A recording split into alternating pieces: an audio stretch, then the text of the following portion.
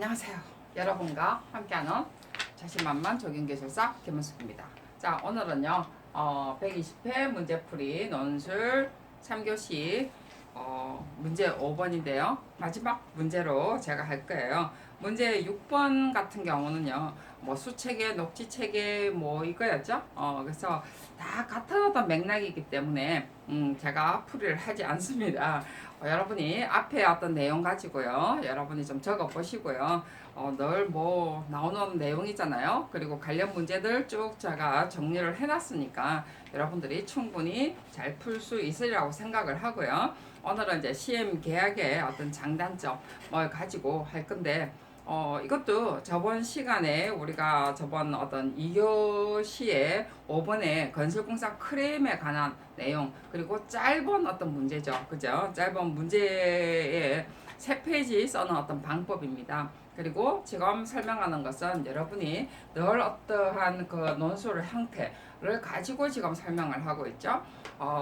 항상 이야기지만 제가 2교시 때는 조금 이제 어려운 맥락, 여러분이 늘 잘 대하지 않았던, 정말 어찌 보면 논술의 정법이에요. 그게 논술의 정법이고요.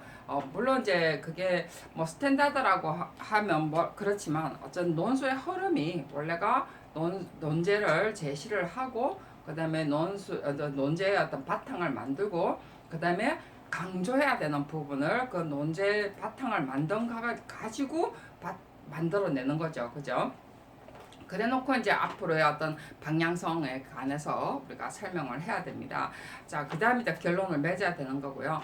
물론 이제는 1, 2, 3으로 만드는 방법도 있어요. 근데 제가 문제 그 4교시 가지고 사실은 1, 2, 3 해가지고 서론과 본론과 결론 그것도 하나의 어떤 논술의 방법이거든요.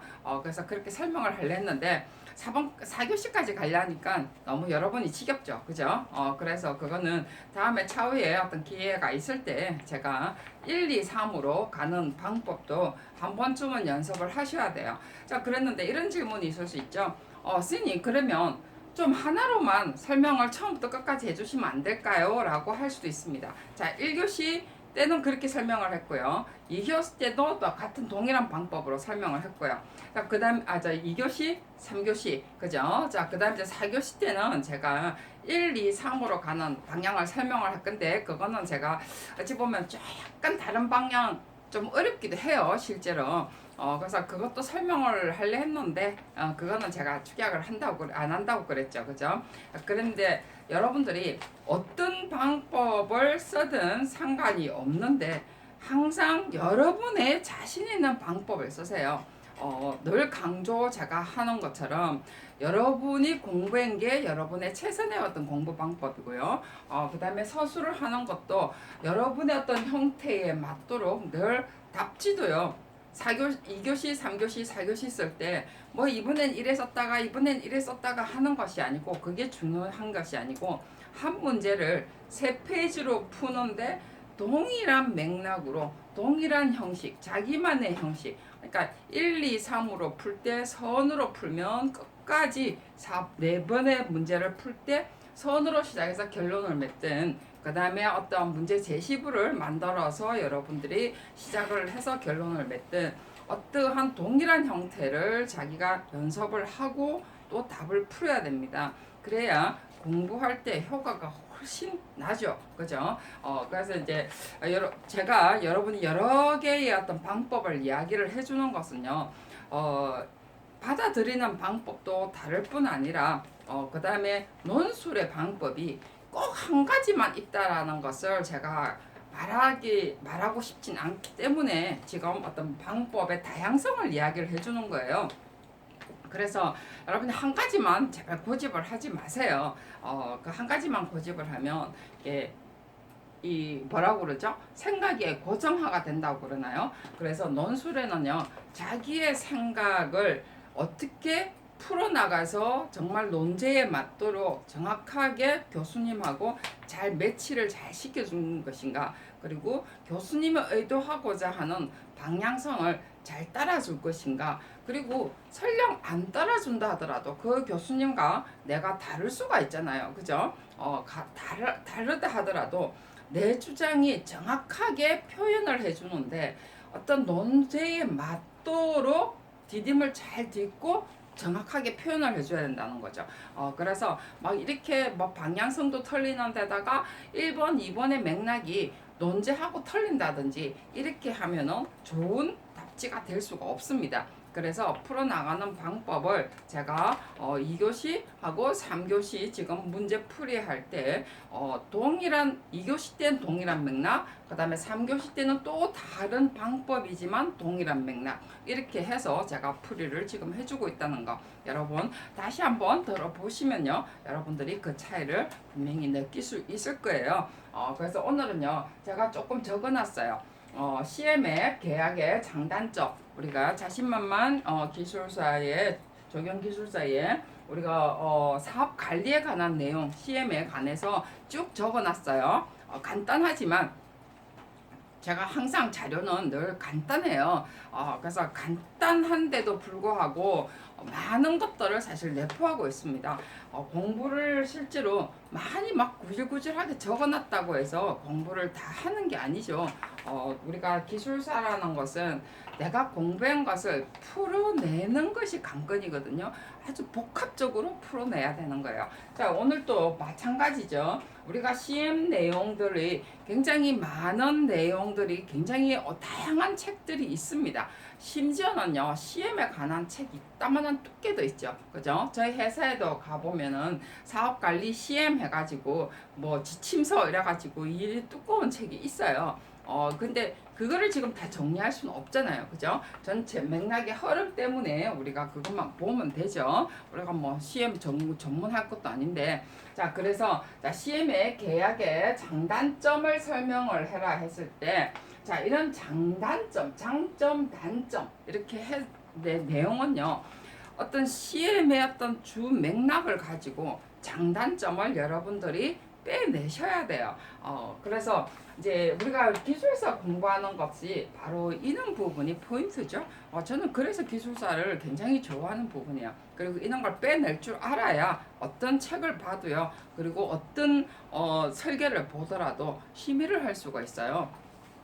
그래서 CM의 우리가 내용들은 일단 알아야 되겠죠. 많은 걸 알아야 될 필요는 없지만 CM이 어떤 것 정도다라는 건 알 필요가 있는데 자 CM이란 해가지고 여러분들이 적어야 되겠죠. CM이란 게 뭐죠? 사업 관리입니다. 그죠? CM의 건설 사업 관리예요. 이 내용들이 들어와야 되겠죠. 저는 조금 이게 이 두 줄로 적어놨지만 실제로 알아야 될 것은요. 사업 관리구나. 자, 사업 관리인데 어디서 건설 산업 기본법에서 만들어진 거다라는 것 정도는 기본적으로 공부를 하셔야 됩니다. 그죠? 자, 그리고 우리가 건설공사에 50억 이상이어야 된다는 것도 기본적으로 들어와야 되겠죠. 그죠? 그리고 또 하나는 해야 되는 일이 뭔가를 알아야 되겠죠. 시험 계약이라는 것이 그래서 설계, 시공, 분리, 발주 방식의 전부 또는 일부를요. 종합 관리하는 서비스를 CM 계약이라고 하죠. 즉 말해서 CM 계약이라는 건 건설 사업 관리로서 우리가 일부 또는 종합의 관리 서비스입니다. 실제로 계약부터 우리가 계약 전에 우리가 타당성 조사부터 시작을 해서 감리까지 해주는 것이 CM 계약인데 정말 그거는 종합관리 서비스의 개념이라면 물론 어느 부분 계약 부분만 해주는 부분도 있을 수 있겠죠. 자, 그랬는데 500억 이상 되는 것에 어떤 국가공사 또는 지방자치대 근데 500억 이상이 안 돼도 지방자치대에서 이걸 해야 되겠다라고 할 경우는요 할 수가 있겠죠. 그래서 이 정도까지는 기본적으로 우리가 알고 들어가야 됩니다. 그죠? 그 정도까지만 알아도요. 충분히 답에서 빼어낼 수가 있습니다. 이렇게 빨간 줄 쭉쭉쭉쭉 꺼여있죠. 그죠? 자, 이 부분들이 이제는 다 엮여서 내려올 거예요. 자, 그리고 우리가 또 알아야 될 것이 우리가 5개 업무가 있고요. 8개 관리 업무가 있습니다. 자, 이제 이것이 이제 물론 이제 이게 일부가 될 수가 있고 종합 전체 다 어떤 종합의 어떤 관리 서비스를 할 수가 있습니다. 자, 그래서 우리가 5개 업무 그렇게 어렵지가 않아요. 우리가 늘 하고 있는 업무예요. 그것을 5개 다 적어야 된다고 해서 좋은 건 아닙니다.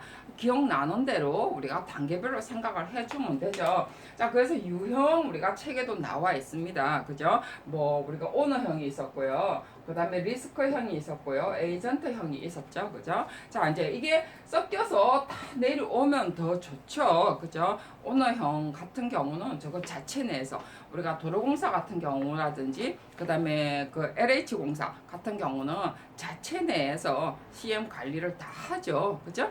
계약부서 뭐 관리부서 어쩌고 저쩌고 하면서 다 합니다. CM을. 그런 것이 주로 오너형이라고 제가 한번 CM 하면서 제가 설명을 들었어요. 리스크형 같은 경우는 뭐 네 손에 얼마 보든지 말든지 너가 계약한 만큼 만약에 100만 원에 했으면 100만 원 이상 들어도 너가 알아서 해라 라는 개념이라고 했죠. 그래서 우리나라는 주로 에이전트형이면서 종합관리가 아니고 일부 어떤 서비스의 개념이죠. 그죠? 자, 그때도 한번 설명을 했습니다. 자, 이제 그러면서 우리가 관련법, 일단 우리가 그래서 서원으로 했고요. 이 서원 가지고요. 실제로 모든 것들이 다 풀어 나옵니다. 이제 서원의 의미가 사실 그런 거예요. 서원은요, 내가 이런 내용을 차례대로 풀겠다라는 내용이에요. 실제 앞에는 제가 대충 설명을 들었는데 이제 이 문제는 간단하기 때문에 조금 자세히 설명을 드리고 있습니다. 그래서 뭐뭐란으로 시작을 했다 하더라도 그 안에는 내가 풀어나가야 될 내용들이 차근차근히 다 요약해서 들어와 있는 거죠. 그래서 자, 사업 관련법 하면서 의미 하면서 이번에는 CM의 의미 해도 좋고요. 자, CM의 계약의 장점 단점이 들어와 있으면 되는데 CM의 계약의 장단점을 지금 상으로 포인트로 갈 거거든요. 그래서 우리가 지금 관련법인 기본적으로 우리가 어느 사업 관리고 건설산업개발 어쩌고 저쩌고 합니다. 자, 그 다음에 종합관리 서비스다 하면서 우리가 어떤 내용 들어가죠. 자, 여기서 나중에 계약의 장단점 내가 다 여기서 빼낼 거예요. 실제로 업무 구성에서도 빼내도 되고요. 그래서 계약의 장단점 하면서 일부 또는 종합적인 전부의 어떠한 관리 서비스라고 그랬죠. 그죠? 그리고 업무 구성까지 나오는 거 보면요. 5단계 업무라고 그랬어요. 자, 설계, 우리가 물론 설계 이전 제가 몇 개만 적어놨는데요. 실제 귀찮아서. 자, 설계 이전 돼 있고요. 우리가 또 실제로 설계, 그 다음에 시공 단계, 시공 이후에는 관리겠죠. 그죠? 자, 이제 그런 게 있고요. 그 다음에 8단계 하면서 400 계약부터 시작을 해서 그 다음에 구매가 있겠죠. 그죠? 구매하고 그 다음에 뭐 시공, 이게 뭐 있죠? 사업 계약, 사업비 계약, 뭐 설계 계약, 뭐 어쩌고 환경 관리, 뭐 이런 것까지 안전 관리 이런 것에 각각의 어떤 관리하는 단계입니다. 자, 그래서 이런 부분의 어떤 구성하면서 이게 이제 CM에 해야 될 업무입니다. 그죠? CM의 업무인데 우리가 그 어떤 개발 계획을 할 때 사실은 타당성 조사도 하는 경우도 있거든요. 타당성만 이렇게 그 계약을 하는 경우도 하나의 CM의 어떠한 부분이죠. 그죠? 하나의 일부 부분입니다. 그래서 어떤 곳은요, 개발 계획을 하는데 타당성 분석부터 시작을 해서 계약 관리까지 싹 다 해서 감리 회사까지 조정을 다 해서 발주처한테 딱 넘겨주는 관계도 있죠. 아니면은 감리 회사까지 다 지정을 해줄 뿐 아니라 그까지 하는 어떤 그거는 지정을 해준다는 것은 계약까지 다 해주는 단계죠. 그죠? 근데 저것 자체로는 감리를 하진 않겠죠. 근데 그러면서 감리까지 다 가지고 있는 경우는 있는데 그렇게까지 하기는 굉장히 큰 회사예요. 그죠? 그래서 우리는 주로 이제 타당성 조사와 계약 업무까지 해주는 어떤 CM 회사는 있습니다. 설계까지 해주는 아니면 어떤 계약 설계와 계약 어떤 계약의 단계까지만 해주는 어떤 시험사는 있어요. 그래서 이렇게 전부 다 어떤 시험의 의미를 달면서 이런 관련법과 종합관리 서비스와 업무 구성에 관한 내용을 적고요. 자, 이제 시험 계약에 장단점을 적을 겁니다. 자, 장단점을 적을 때 당연히 장점이 나와야 되고요. 단점이 나와야 되겠죠. 자, 우리가 한 페이지를 우리가 장단점을 적기에는 굉장히 길어요. 물론 이제 내가 장점이 많다 싶으면 장점을 좀 많이 적고 단점 밑으로 적어야 되는데 그래도 사실 적기가 굉장히 힘들어요. 그랬는데 자, 장점 만약에 이걸 또다시 쪼개면 좀 낫겠죠. 계약 업무니까 그죠? 계약 전에 업무, 그 다음에 시공의 업무의 어떤 과정, 그죠? 그 다음에 시공 시에, 자, 그 다음에 시공시라든지 관리 시에 어떠한 업무에 각각을 구분을 해서 장점을 적고요. 그 다음에 단점도 마찬가지죠. 그래서 이렇게 적고 쭉 나열해서 적기도 하고요. 장단점을 처음부터 비교를 해서 각각 업무를 구분을 해서 우리가 장점, 단점 하면서 각각 아까 뭐라 했죠? 5개 업무와 그 다음에 관리 업무 8개의 관리 업무별로 장단점을 하면은 조금 더 부담이 덜 해요. 왜냐하면 이렇게 쪼개면 한 2개만 적으면 되거든요. 그래서 장단점을 이 2개 적으면 단점 2개 안 나와도 되죠. 하나만 적어도 사실 상관이 없어요. 그래서 칸을 굳이 다 채운다기보다는 이렇게 해도 되고요. 그 다음에 장단점 하면서 밑에 칸에는 다시 밑에 칸을 우리가 조금 부담스럽게 좀 덜 하려면 다시 이것을 묶어서 다시 표로 만들어도 상관은 없습니다. 자, 어쨌든 우리가 한 페이지를 채워야 되는 어떠한 부담감은 있어요. 그죠? 장단점을 우리가 할 때 항상 이렇게 여러 가지 방법도 있습니다. 단지 1번, 2번을 할 때 실제로 우리가 이것을 적기 위해서 그죠? 1번은 2번에서 풀어 나와야 되고 1번에서 2번을 풀어 나와야 되죠. 그죠? 자, 2번에서 다시 3번으로 풀어 나오는데 자, 장단점은요. 결국은 내가 풀면 돼요. 그죠? 여러분이 도대체 이걸 못 풀겠습니다 했을 경우에는요. 우리가 CM에 우리 책에는 장단점을 제가 안 적어놨어요. 왜냐하면 장단점의 개념은 자기의 개념이거든요. 실제로 나는 이게 좋을 수도 있고 나쁠 수도 있다는 거예요. 그래서 우리가 책을 물론 이제 좀 봐서 이게 장점이다, 자 단점이다를 우리가 생각을 볼 수는 있어요.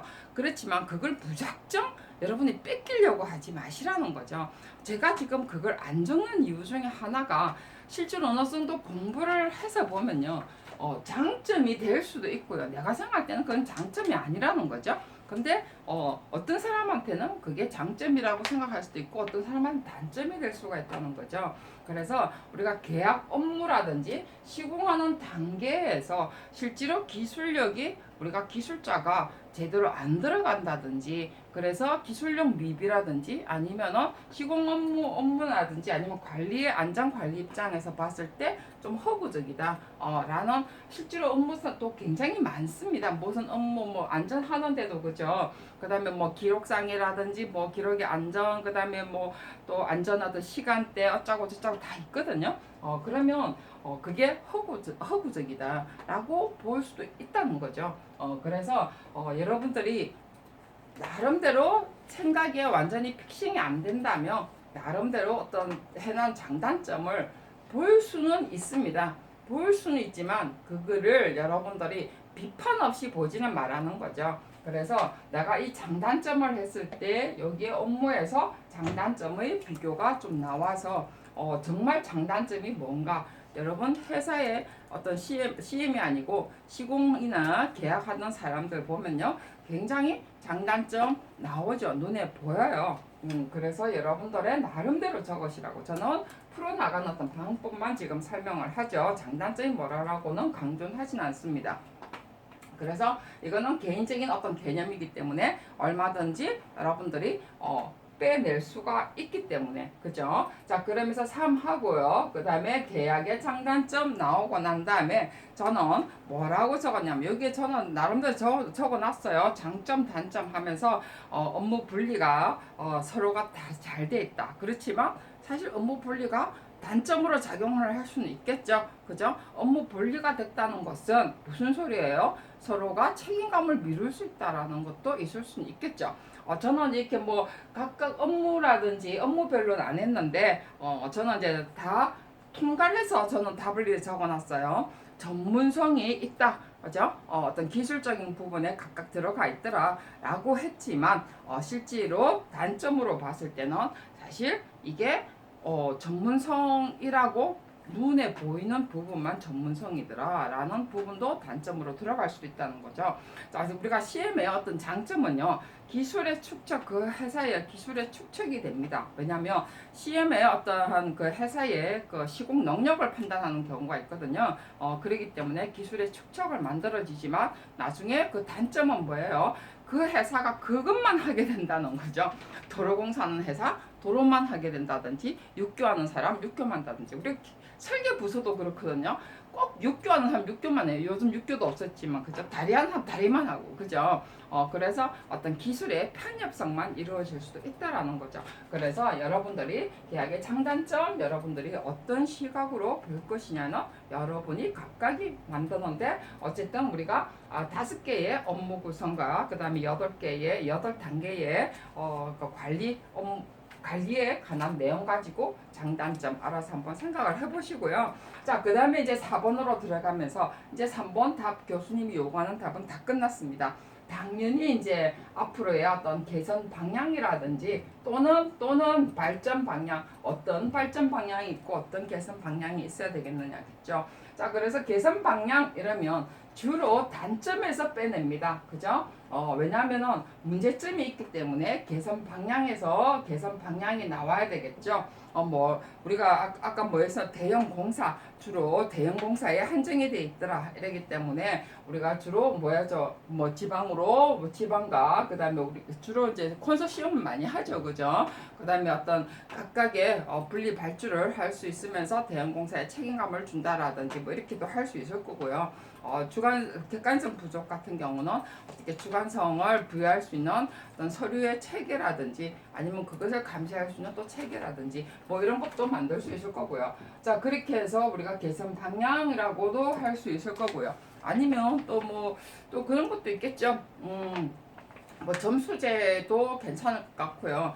실제로 이제 뭐 그런 많은 어떤 절차가 있긴 있는데 뭐 그래 해도 너무 형식적인 부분이 너무 많죠. 사실 건설공사 같은 경우는. 자, 그 다음에 이제 우리가 만약에 발전 방향 했으면은 주로 장점에서 빼는 것이 좋죠. 더 좋은 걸 지금도 좋은데 더 좋게 하기 위한 어떤 방향일 수도 있습니다. 그렇기 때문에 여러분이 어떻게 쓸 것이냐는 이것도 여러분의 나름이죠. 그래서 우리가 3번 같은 경우까지 다 썼다면 앞으로 이제 4번의 개선 방향하고 발전 방향. 자, 장단점이 나오면요. 필히 개선 방향이나 발전 방향이 같이 나와야 되는 게 기술사 답의 가장 기본입니다, 여러분. 그게 기술사예요, 또. 기술사가 문제점만 장점 이거 좋다 이거 나쁘다 라고만 하는 것이 아니고 앞으로 어떻게 할 것인가 앞으로 어떻게 발전을 시킬 것인가 라는 것이 사실은 기술사의 가장 기본 자세라는 거죠.